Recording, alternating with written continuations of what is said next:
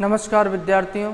श्रीमती मोहरी देवी तापड़िया कन्या महाविद्यालय जसवंतगढ़ के यूट्यूब चैनल पर एक बार पुनः आपका हार्दिक स्वागत और अभिनंदन है। मैं प्रवक्ता चंद्र प्रकाश गुर्जर। आज की क्लास हमारी BA तृतीय वर्ष के छात्रों हेतु इतिहास विषय की होगी। इतिहास विषय के दौरान जो आज हम अध्ययन करने वाले द्वितीय साम्राज्य के बारे में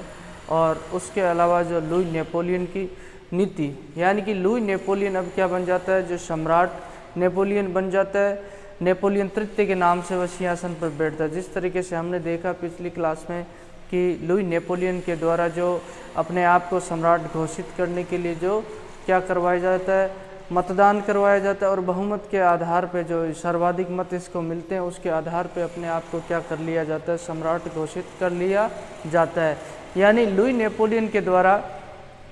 पहले वह जो राष्ट्रपति निर्वाचित होता है, उसके पश्चात जैसे ही उसका कार्यकाल समाप्त होने वाला होता है, बात की जाए 1848 ईस्वी में जो राष्ट्रपति बनता है और उसके पश्चात अपने आप को जो राजा घोषित करने का प्रयास उसके द्वारा शुरू कर दिया जाता है। इसके लिए वह जन भावनाओं को जानने के लिए जनता के समक्ष भी जाता है और जनता के द्वारा जिस तरीके से सम्राट की जय हो नारे लगाए जाते हैं, उसके आधार पर उसके द्वारा जो जन भावनाओं को, जनमत को जानते हुए उसके द्वारा जो अपने आप को सम्राट घोषित करने का निश्चय किया जाता है और उसके लिए उसके द्वारा जो मतदान करवाया जाता है, जिसे सर्वाधिक मत इसे मिलते हैं इसके पक्ष में और उसके आधार पर अपने आप को इसके द्वारा क्या कर लिया जाता है, सम्राट घोषित कर लिया जाता है। और विधिवत रूप से इसके द्वारा जो अपना राज्याभिषेक करवाते हुए जो फ्रांस का सम्राट घोषित किया जाता है 2 दिसंबर को, और 1852 ईस्वी 2 दिसंबर 1852 ईस्वी में जो सम्राट के रूप में जो कार्यभार ग्रहण इसके द्वारा कर लिया जाता है। और वहीं से हम देखेंगे कि द्वितीय साम्राज्य की क्या हो जाती है, स्थापना हो जाती है। अब द्वितीय साम्राज्य की स्थापना यानी कि जो नेपोलियन का कार्यकाल है, यानी सम्राट के रूप में लुई नेपोलियन, ठीक है, ये नेपोलियन वो वाला नहीं है, नेपोलियन बोनापार्ट प्रथम अलग है। उसके अलावा जो ये है कौन, लुई नेपोलियन, ठीक है। और ये किस नाम से बैठता है सिंहासन पे, सम्राट नेपोलियन तृतीय के नाम से सिंहासन पर बैठता है।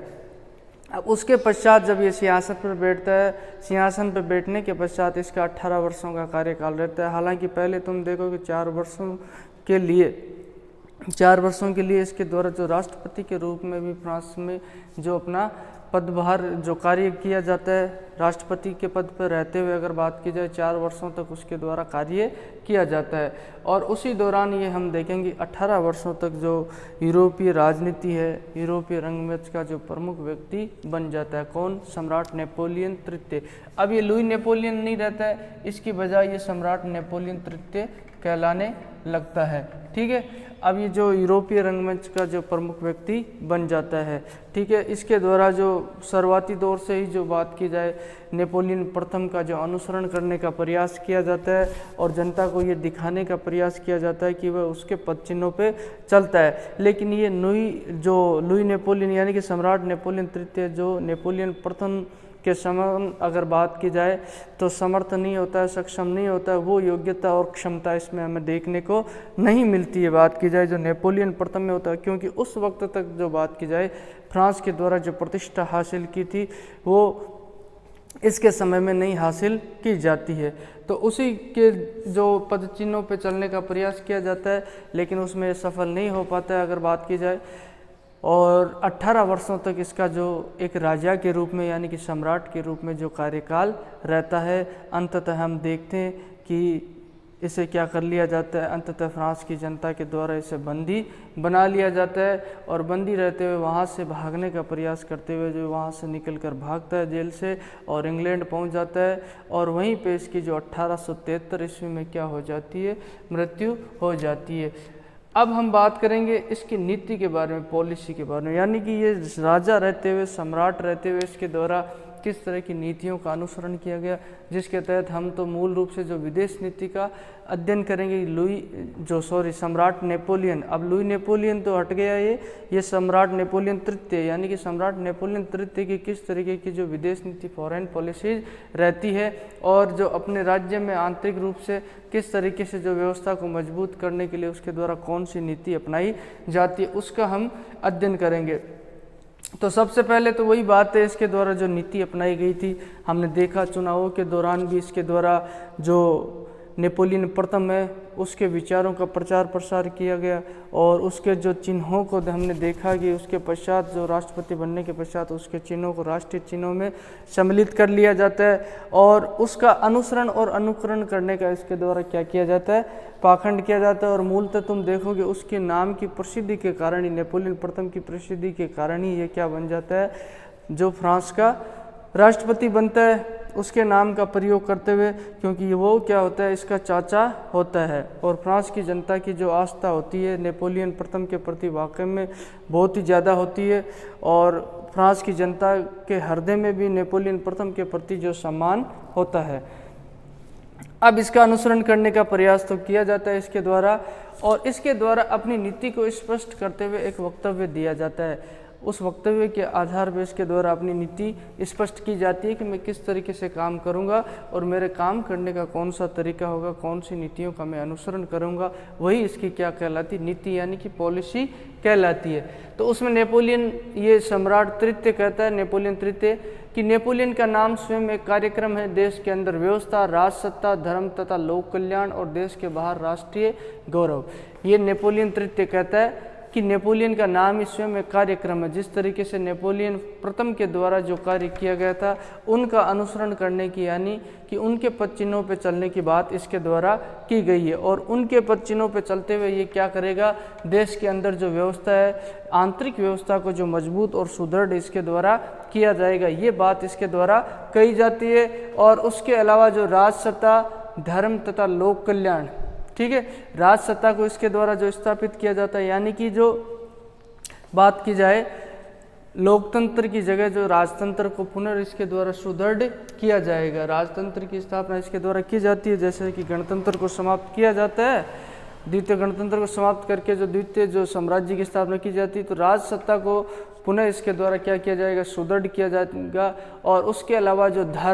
धर्म बात की जाए कि जो कैथोलिक रोमन धर्म है उसकी पुनर्स्थापना इसके द्वारा क्या की जाएगी, फ्रांस में और संपूर्ण यूरोप में स्थापित करने का प्रयास किया जाएगा। उसके अलावा जो लोक कल्याण का जो इसका जो क्या रहेगा, लोक कल्याण कार्य करने का भी एक जो योजना रहेगी, जिसके तहत जनता का ज़्यादा से ज़्यादा क्या हो सके, भला हो सके। और उसके अलावा देश के बाहर जो राष्ट्रीय गौरव है उसे बढ़ाने का प्रयास इसके द्वारा किया जाएगा। ये बात कहते हुए इसके द्वारा अपनी नीति को स्पष्ट किया जाता है, और इसके आधार पर इसके द्वारा जो क्या शासन करने का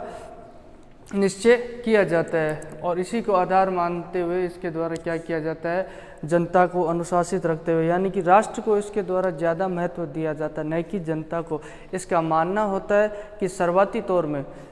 तौर में जनता को अनुशासित करने के लिए एक बार उनकी स्वतंत्रताओं को क्या किया जाएगा, कम किया जाएगा। और जैसे जैसे जनता क्या हो जाएगी, अनुशासित हो जाएगी, उसमें ढल जाएगी सभ्य, क्योंकि राष्ट्रीय गौरव को इसके द्वारा ज़्यादा महत्व दिया जाता है, न कि जो जनता के हितों को। इसने कहा कि पहले हम राष्ट्र हित को तवज्जो देंगे, उसके पश्चात ही जो नागरिकों के हितों को तवज्जो देंगे, जिसके तहत उन पर जो कई नियंत्रण लगाए जाते हैं इसके द्वारा, और उसकी स्वतंत्रता को सीमित किया जाता है नागरिकों को। और इसका मानना था कि जब नागरिक जो अनुशासित हो जाएंगे, उसके पश्चात अगर बात की जाए नागरिकों के अनुशासित होने के पश्चात जो उनको धीरे धीरे पुनः स्वतंत्रता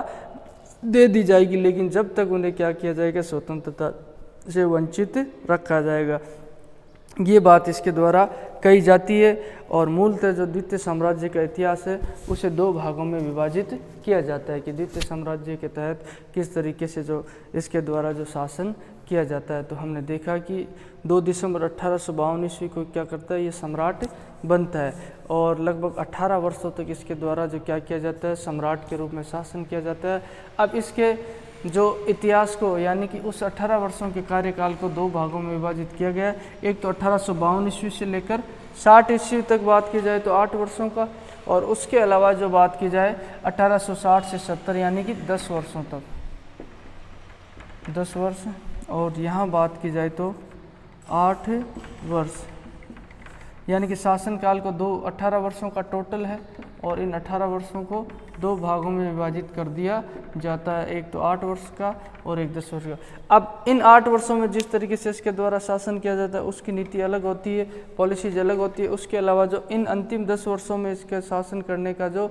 तरीका और नीति क्या होती है, अलग होती है, जिसके तहत प्रथम भाग की बात करें द्वितीय साम्राज्य, इसमें ये क्या होता है, निरंकुश होता है, जनता के अधिकारों को सीमित कर दिया जाता है और अपने अधिकार इसके द्वारा असीमित कर लिए जाते हैं और स्वेच्छाचारी अपनी इच्छा के अनुसार जो इसके द्वारा शासन किया जाता है, संपूर्ण शक्तियों को इसके द्वारा क्या किया जाता है, अपने हाथों में ले लिया जाता है और राष्ट्र को ज़्यादा तवज्जो इसके द्वारा दी जाती है। उसके पश्चात दूसरा इसका जो शासनकाल रहता है, बात की जाए द्वितीय साम्राज्य का, उसे उदारवाद का काल कहा जाता है। इसमें ये उदारवाद की नीति का पालन करते हुए इसके द्वारा जो जनता को क्या दी जाती है, कुछ स्वतंत्रताएं दी जाती है और उसका अनुसरण करते हुए ही इसके द्वारा शासन किया जाता है। हालांकि बात यह है, मूलतः देखा जाए तो इसके द्वारा जो जनता को स्वतंत्रता दी जाती है नेपोलियन तृतीय के द्वारा, वह अपनी इच्छा से न देते हुए जो मजबूरी में दी जाती है, क्योंकि जनता के द्वारा जो इसके द्वारा लगाए गए जो प्रतिबंधों का क्या किया जाता है, विरोध किया जाता है, जिस कारण से अगले जो काल में जो अपने साम्राज्य के शासन काल में जो दो भागों में विभाजित किया, उसमें जनता को कई तरह की स्वतंत्रताएं इसके द्वारा प्रदान की जाती है, जनता को अपने समर्थन में, अपने पक्ष में रखने के लिए, और इस तरीके से इसके द्वारा जो अपनी नीति अपनाई जाती है।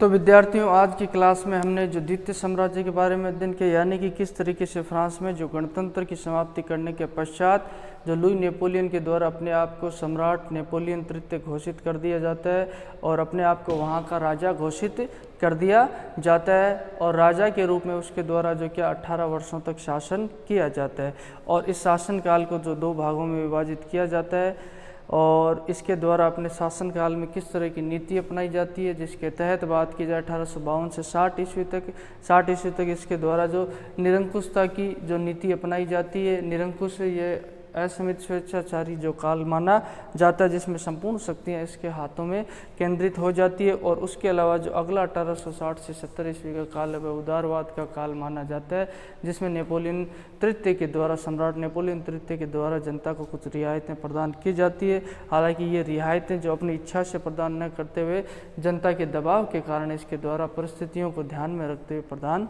की जाती है। तो इस तरीके की जो नीति इसके द्वारा अपनाई जाती है और इसके द्वारा जो राष्ट्र हित को ज़्यादा प्राथमिकता दी जाती है और जो नागरिकों के महत्व को इतना जो गौण माना जाता है उसके समक्ष अगर बात की जाए राष्ट्र के समक्ष, तो इस तरीके से जो इसके द्वारा शासन शुरू किया जाता है। और अब हम देखेंगे इसके जो राजा रहते हुए सम्राट के जो कार्यकाल के दौरान कौन कौन सी गतिविधियां, महत्वपूर्ण घटनाएं घटित होती है। तो आज की क्लास के लिए बस इतना ही और सभी विद्यार्थियों का एक बार पुनः बहुत बहुत धन्यवाद और मैं उम्मीद करता हूं कि आपको बेहतर तरीके से समझ में आया हो। फिर भी किसी तरह की समस्या शंका हो तो आप निसंकोच अपने जो शैक्षणिक व्हाट्सएप ग्रुप है उसके माध्यम से अपनी बात मुझ तक पहुँचा सकते हो और भी किसी तरह की जो आपकी राय या सुझाव वो भी आमंत्रित है। तो आज की क्लास के लिए बस इतना ही और सभी विद्यार्थियों का एक बार पुनः बहुत बहुत धन्यवाद।